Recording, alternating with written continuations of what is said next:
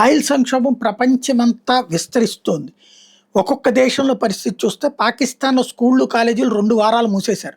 ప్రభుత్వ సిబ్బందికి 4 రోజుల పాటు వారంలో 4 రోజులే ఉద్యోగం. 50% వర్క్ ఫ్రమ్ హోమ్ చేయమంటున్నారు. ప్రభుత్వ డిపార్ట్‌మెంట్‌లకి ఇంధన కేటాయింపులు 50% తగ్గించారు. అనవసరమైన ప్రభుత్వ వాహనాలు రోడ్ల మీదకి రాకుండా బ్యాన్ చేశారు. శ్రీలంకలో బుధవారం రోజున కూడా పబ్లిక్ హాలిడే ప్రకటించారు. అంటే స్కూళ్ళు, యూనివర్సిటీలు అనవసరమైన ప్రభుత్వ ఉద్యోగులకి national fuel pass QR based rationing మళ్ళీ ప్రవేశపెట్టారు.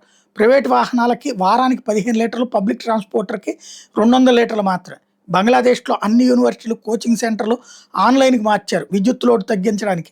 మార్చి 8 నుంచి ఇంధన రేషనింగ్ అమలు చేశారు.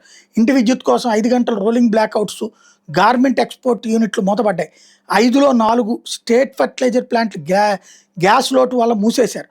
లేకపోతే భూటాన్ క్యాన్లలో ఇంధన అమ్మకాల మీద బ్యాన్ పెట్టారు. వర్క్ ఫ్రమ్ హోమ్ యాక్టివేట్ చేశారు.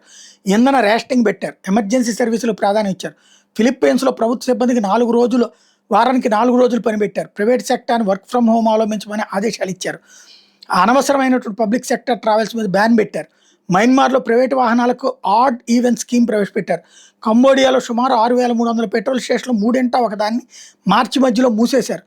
లావోస్లో సివిల్ సర్వెంట్లకు work from home, rotation work shift commuting తగ్గించడానికి పెట్టుకొచ్చారు. దక్షిణాఫ్రికాలో కంట్రోల్డ్ ఎలకేషన్ మెజర్స్ తీసుకున్న డీజిల్ లభ్యత అనే బోర్డ్స్ చాలా ప్రావిన్స్లో ఆఫ్ అయిపోయినాయి.